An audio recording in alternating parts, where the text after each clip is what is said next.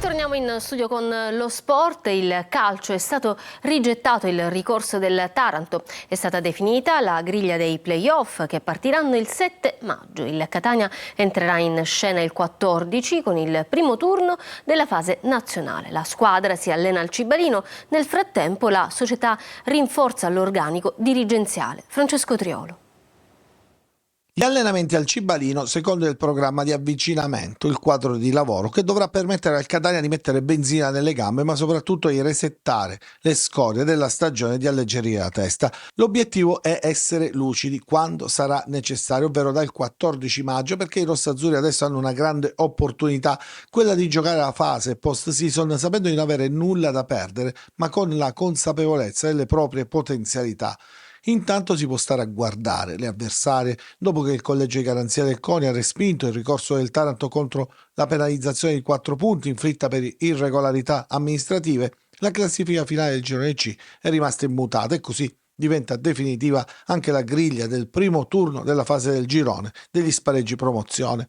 Dopo lo slittamento si comincia martedì 7 maggio con Picerno Crotone, Audace Cerignola Giuliano e Taranto Latina. Si gioca in gara secca il secondo turno della fase del girone che vedrà in campo le vincenti del primo turno e la Casertana. Si giocherà sabato 11 maggio.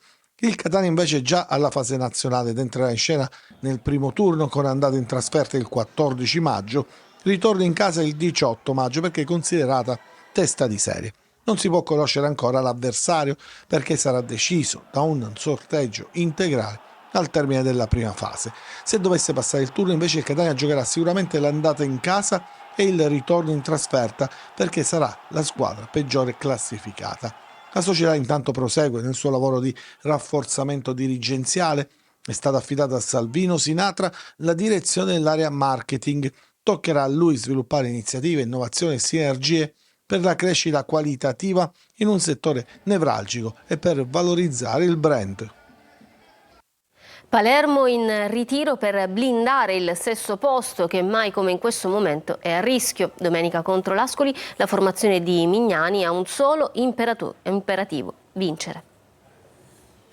In ritiro per ritrovarsi, o forse ritrovare la maestra via. Il Palermo che nelle ultime 11 giornate ha vinto una sola volta si chiude in una bolla. A Torretta, nel centro sportivo, la squadra rosanero prepara la prossima delicata e fondamentale partita interna contro l'Ascoli.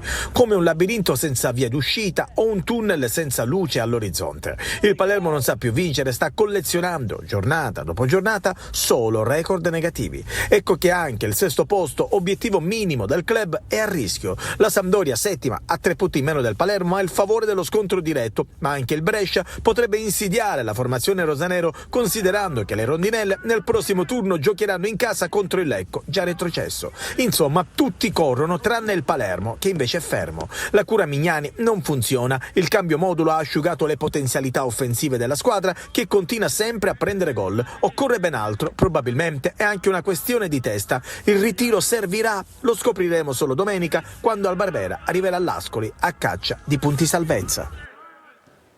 Bene, questo era l'ultimo servizio. Io adesso vi lascio alla rassegna stampa a cura della collega Emanuela Corsi e vi auguro un buon proseguimento di giornata. Arrivederci.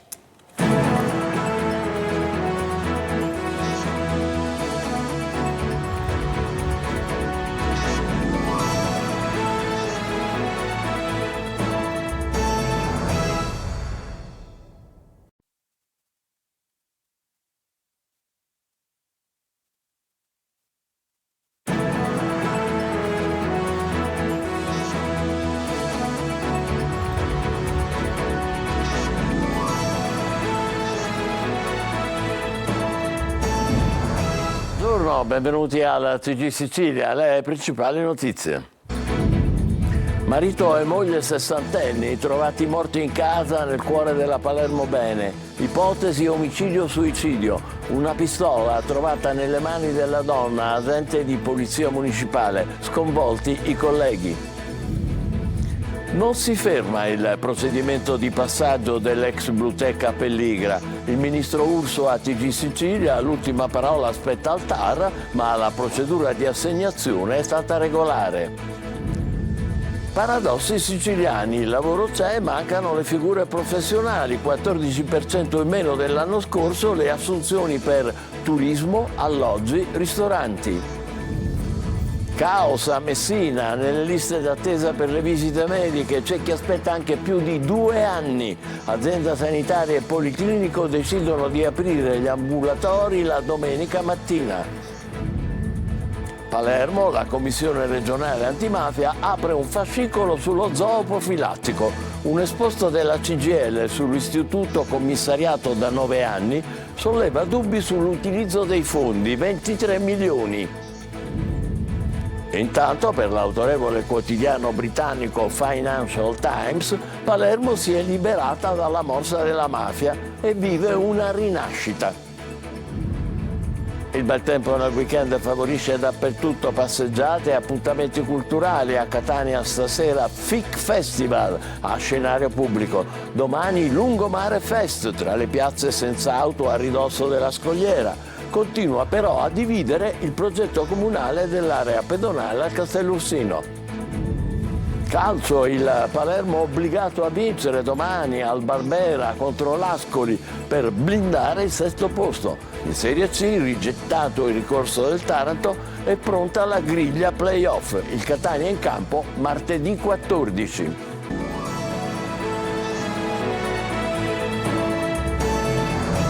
Bentrovati, un omicidio-suicidio a Palermo è stato scoperto questa mattina in pieno centro città.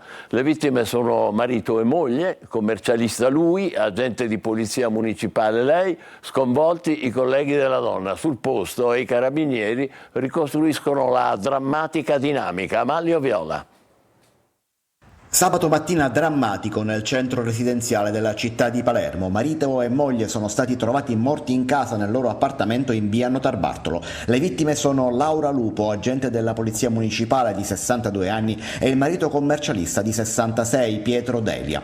A parte quelli lasciati dai vigili del fuoco, la casa non mostrava alcun segno di effrazione ed è questo che ha fatto subito pensare agli inquirenti che possa essersi trattato di un omicidio-suicidio in ambito familiare.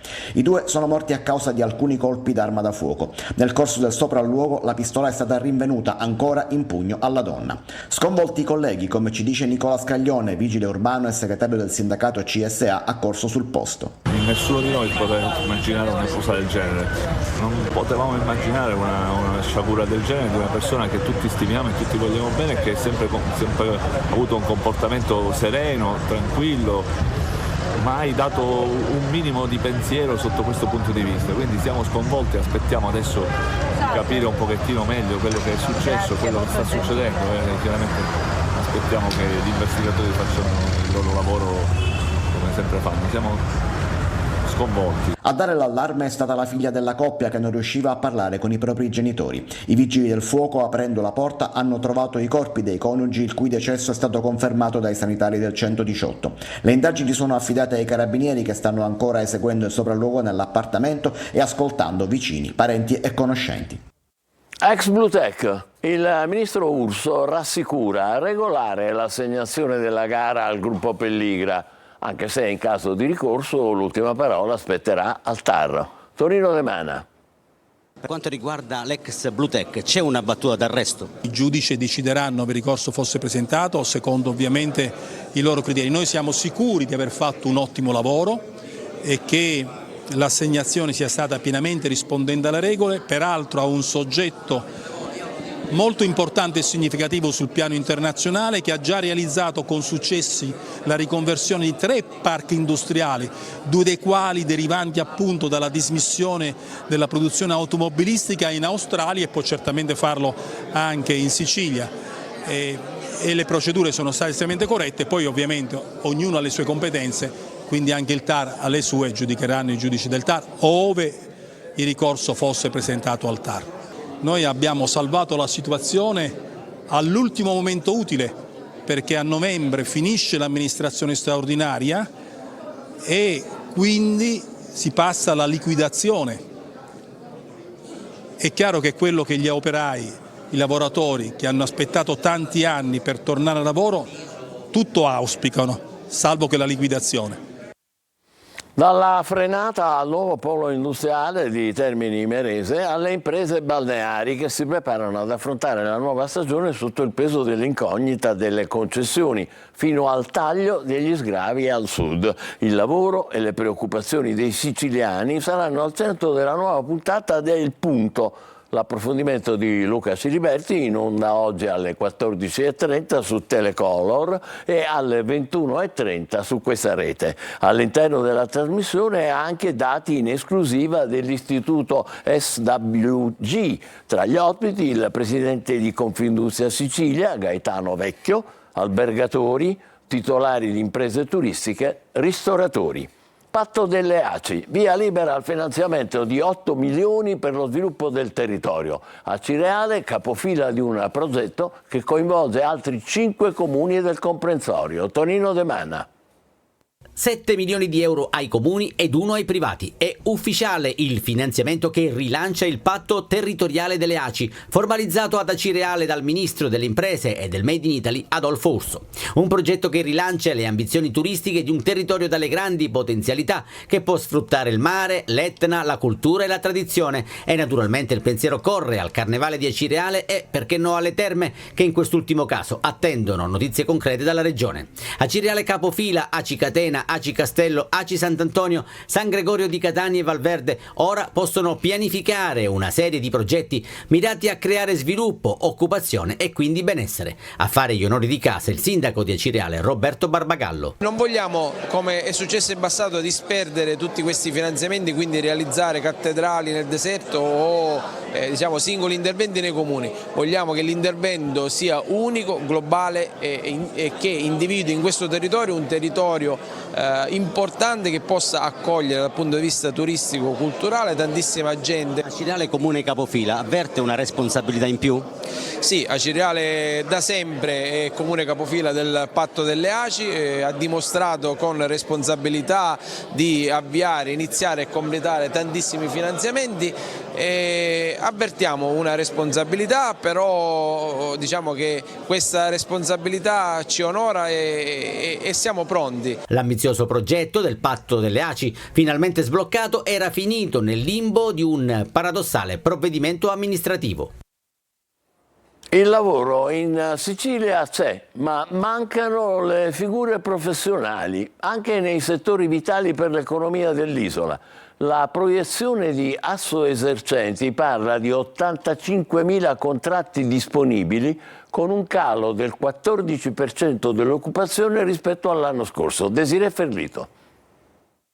In Sicilia, secondo i dati analizzati dal centro studi di Assoesercenti, nel periodo da aprile a giugno sono previste circa 85.000 assunzioni, ma i dati parlano in maniera inequivocabile. Registrano un calo del 14% di occupati rispetto allo stesso periodo dello scorso anno. In flessione il settore turistico, alloggio e ristorazione con un meno 8,5%. La Regione Sicilia nella legge di stabilità di dicembre 2023 ha deliberato una serie di aiuti a favore dei datori di lavoro per incentivare le nuove assunzioni e per la trasformazione dei contratti da tempo determinato a tempo indeterminato. Purtroppo la nota dolente, ad oggi la Commissione europea non ha ancora rilasciato il nulla osta per rendere operativo tale normativa. Non da meno il problema legato alla formazione, che nega agli imprenditori di reperire le giuste figure professionali adeguate alla necessità dei settori produttivi. Non lo so se queste formazioni sono semplicemente specchio per le allodole, non riesco a capirlo. Devo dire che non sono riuscito in 7 anni che ho lo stabilimento balneare a poter avere dei collaboratori che escono dalle scuole alberghiere. C'è sempre un problema che non si capisce qual è. E il lavoro in nero, altra piaga per il commercio. Ma devo dirti la verità, non mi interessa, personalmente sono uno che non mi interessa assumere persone non in regola. L'unico dato incoraggiante arriva dal settore del commercio, che registra un più 50% rispetto allo stesso periodo dello scorso anno. A guidare queste classifiche sono soprattutto Palermo e Catania, che rappresentano il 48% del decremento di assunzioni previste in Sicilia rispetto al 2023. A Messina è caos nelle liste d'attesa per le visite mediche, anche 2 anni e 2 mesi. L'azienda sanitaria e policlinico hanno deciso di aprire gli ambulatori pure la domenica mattina. Francesco Triolo.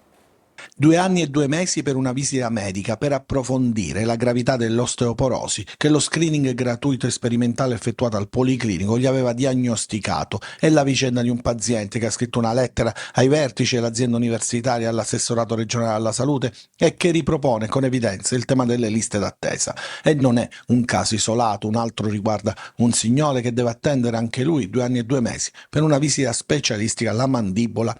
Sono migliaia i cittadini in queste condizioni, nonostante gli annunci e le promesse delle scorse settimane dei manager di ospedali ed ASP. Stiamo pianificando tutta una serie di interventi, dalla raccolta dei dati che già è completa, e a breve avremo un quadro chiaro per poter intervenire e abbattere le liste d'attesa, diciamo, nella maniera più ottimale possibile. Noi ci poniamo come obiettivo strategico e anche abbastanza impegnativo entro il 31 luglio. La ricetta dell'ASP, seguita dal Policlinico, è quella di aprire le visite il sabato e la domenica mattina, anche perché le visite mediche dovevano essere smaltite entro lo scorso 31 dicembre, ma dopo 5 mesi non c'è stato riscontro ed i tempi si allungano. Per una visita dermatologica il tempo d'attesa medio è di 4 mesi, anche 1 anno per una colonoscopia, tra 6 e 8 mesi, mediamente per TAC, risonanza magnetica, visita pneumologica, ecografia o per una visita psichiatrica legata ad altri disturbi psicologici. Davvero incredibile. Ponte sullo Stretto. L'amministratore delegato Ciucci nega che non sia abbastanza alto per le grandi navi, replicando così alla stroncatura di Federlogistica. Per il geologo Tozzi proporre l'opera serve soltanto a cercare consensi. Intanto però il progetto esecutivo slitta alla fine dell'anno. Francesco Aloi. È il progetto di un uomo disperato in cerca di consenso, così il geologo Mario Tozzi sul ponte di Messina riferendosi a Salvini. Intanto slittano i tempi di costruzione. Il progetto esecutivo arriverà entro fine anno e non più a giugno. Lo ha annunciato a Rai Radio 1 la D della società Pietro Ciucci. Ma le polemiche non si fermano, ognuno dice la propria, dai residenti che non vogliono lasciare la propria casa agli esperti e da Federlogistica arriva un nuovo tema che si aggiunge al dibattito, l'altezza. Che il ponte sia troppo basso lo dice il numero 1, Luigi Merlo. I 65 metri si raggiungerebbero soltanto nella parte centrale, ma questo non permetterebbe alle grandi navi di varcare lo stretto. Le crociere alte anche 68 metri, infatti, non potrebbero passare. La di Ciucci invece parla di opera sicura. Il franco navigabile è di 72 metri, per una larghezza di 600 metri che si riduce a 65, solo in caso di traffico pesante. Parametri che, come precisa, sono in linea con altri ponti delle grandi vie di navigazione internazionali. Per le risposte alle più di 200 integrazioni richieste dal Ministero dell'Ambiente servirà più di un mese e non si escludono altre analisi sul campo. La Commissione regionale antimafia apre un fascicolo sullo zoo profilattico di Palermo. Un esposto della CGIL sull'istituto commissariato da 9 anni solleva dubbi sull'utilizzo dei fondi, 23 milioni. Mario Viola. I fari della Commissione regionale antimafia si accendono sulla gestione commissariale, ormai quasi decennale, dell'Istituto Zooprofilattico della Sicilia. La Commissione regionale ha aperto un fascicolo conoscitivo. Non si tratta di una indagine vera e propria perché l'antimafia in Sicilia non ha questi poteri che sono riservati invece alla Commissione antimafia nazionale, ma soltanto di una verifica politica sulla situazione. Tutto parte da un esposto della CGIL sulla gestione della filiera dei controlli sulle carni che è affidata ai servizi veterinari delle ASP, ma che prevede analisi di controllo effettuate e validate proprio dall'Istituto Zooprofilattico Sperimentale della Sicilia. Queste ed altre attività sono svolte per legge e finanziate con circa 23 milioni di euro l'anno dallo Stato, che arrivano alla Regione che li trasferisce direttamente all'Istituto. L'esposto CGIL ipotizza irregolarità di varia natura che dovranno essere accertate anche dalla Corte dei Conti, ma intanto la Commissione ha tenuto un'audizione dell'assessorato alla salute e prevede altre attività ispettive. La verifica politica verifica riguarda il sistema di vigilanza. Sullo zooprofilattico infatti deve proprio vigilare uno specifico servizio del DASOE, ovvero uno dei 2 dipartimenti dell'assessorato regionale alla salute. Nel fascicolo anche il lungo commissariamento durato appunto 9 anni e i ben 3 passati dall'avviso pubblico per nominare il nuovo direttore che ancora non è stato individuato. Una nomina comunque che dovrebbe essere addirittura d'arrivo da parte del governo Schifani. Il sindaco di Agrigento, Miccichè, difende con forza in Consiglio Comunale, per amore della città, dice, la nomina di Gaetano Di Giovanni, capo del suo ufficio staff e comandante della polizia locale, ora ai domiciliari per corruzione. Ed è bufera. Davide Sardo. La nomina del super dirigente Gaetano Di Giovanni, comandante della polizia locale di Agrigento, arrestato nelle scorse settimane per corruzione nell'ambito di una delicata inchiesta della Procura di Palermo, approda in Consiglio Comunale. Il sindaco di Agrigento Franco Miccichè, invitato dai consiglieri, fornisce in aula la sua versione sulla scelta di affidare al dirigente delicati incarichi, in ultimo quello di capo dell'ufficio staff del primo cittadino. Miccichè rivendica con forza la nomina di Gaetano Di Giovanni, pur ammettendo subito: forse ho sbagliato, ma per amore della mia città. Devo far volare e decolare gli uffici che sono lentissimi. E io a mio avviso, secondo il mio punto di vista, uno dei dirigenti che poteva aiutarmi a livello burocratico velocemente per accelerare alcuni processi amministrativi, per me era il dottore Di Giovanni. E sapete bene voi come era appellato per le sue capacità di velocità amministrativa.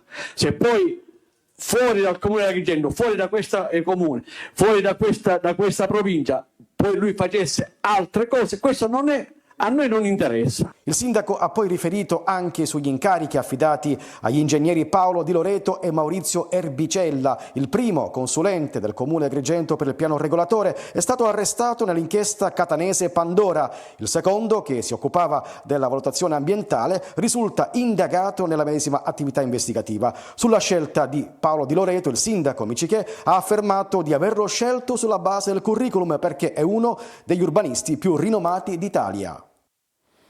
Furto di cavi di rame a Caltabellotta nell'Agrigentino, trafugati 1500 metri di conduttori elettrici del valore di 20.000 euro, provocata l'interruzione dell'illuminazione pubblica in buona parte del centro abitato. I carabinieri sono a caccia dei ladri. Il Financial Times, noto quotidiano inglese, esalta Palermo, libera dalla morsa della mafia, dice, ora è in fase di rinascita. Un articolo dai toni trionfalistici verso il capoluogo e la Sicilia. Marco Gullà.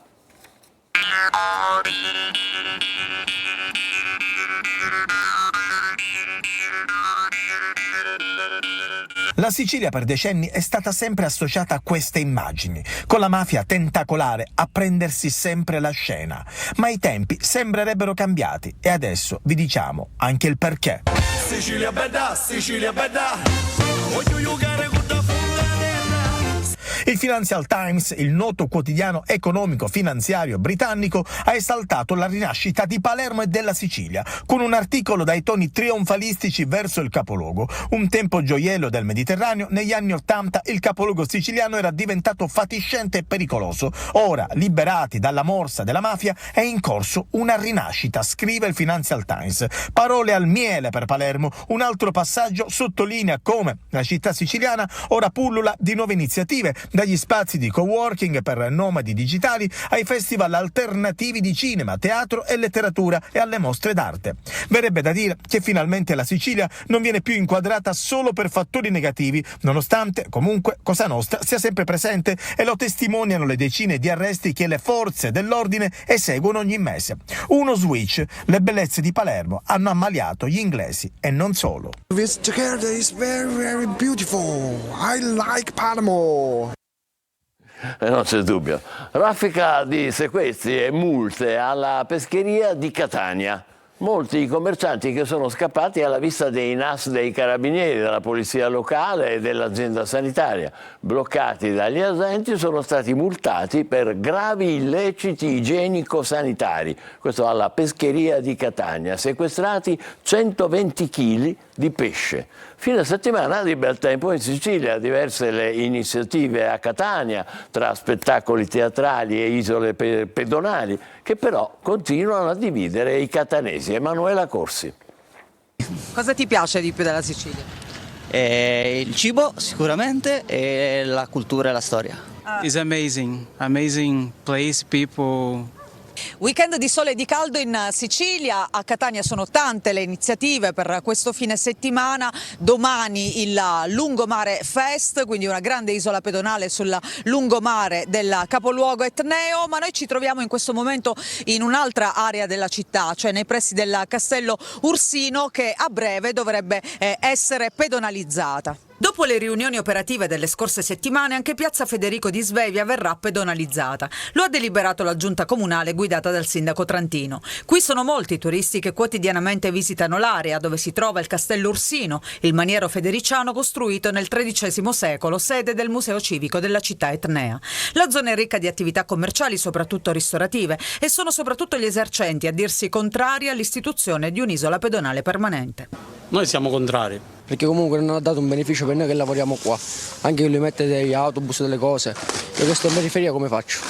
Danneggia giustamente le attività commerciali che ci sono qui intorno a Castello Ursino. Se fanno loro un parcheggio buono, si può parcheggiare e allora si può anche lavorare con i ristoranti. Più favorevoli i cittadini. Di sicuro un'isola pedonale giova a tutti quanti, perché è un'area che solitamente è densamente affollata. Possiamo avere anche i monumenti dove non c'è traffico, che si può passeggiare tranquillamente. Intanto domani nuova domenica di sport e passeggiate a piedi e in bici sul lungomare liberato dal traffico, perché torna il Lungomare Fest. Per gli amanti della danza, teatro, musica e arti visive, Catania invece diventa il palcoscenico di un grande evento giunto alla quinta edizione, il FIC Festival, in scena fino al 12 maggio.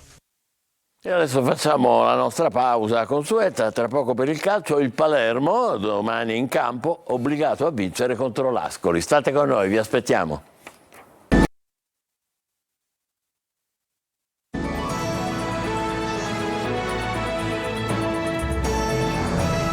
Eccoci di nuovo insieme con il calcio, vigilia di campionato per il Palermo, che domani al Barbera contro l'Ascoli non può che vincere per blindare il sesto posto. Mignani non cambia modulo e i tifosi del Palermo per 15 minuti in sciopero. Marco Gullà.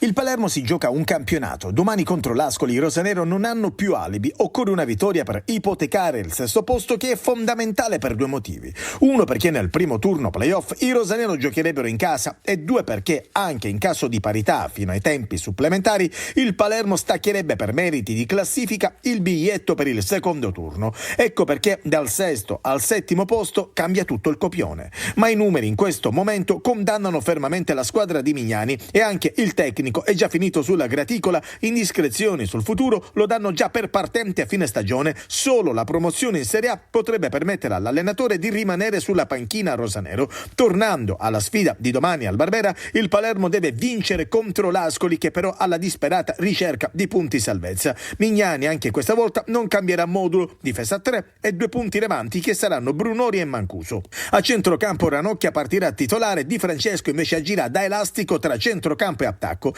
Nell'Ascoli l'ex Nestorowski e lo Spauracchio, tifosi rosanero che per contestazione alla squadra entreranno in curva nord dopo 15 minuti dal fischio d'inizio, che è fissato per le 15. Rigettato il ricorso del Taranto, definita la griglia dei play-off che partiranno il 7 maggio, il Catania entrerà in scena il 14 con il primo turno della fase nazionale. La squadra si allena al Cibalino, nel frattempo la società rafforza l'organico dirigenziale. Francesco Triolo.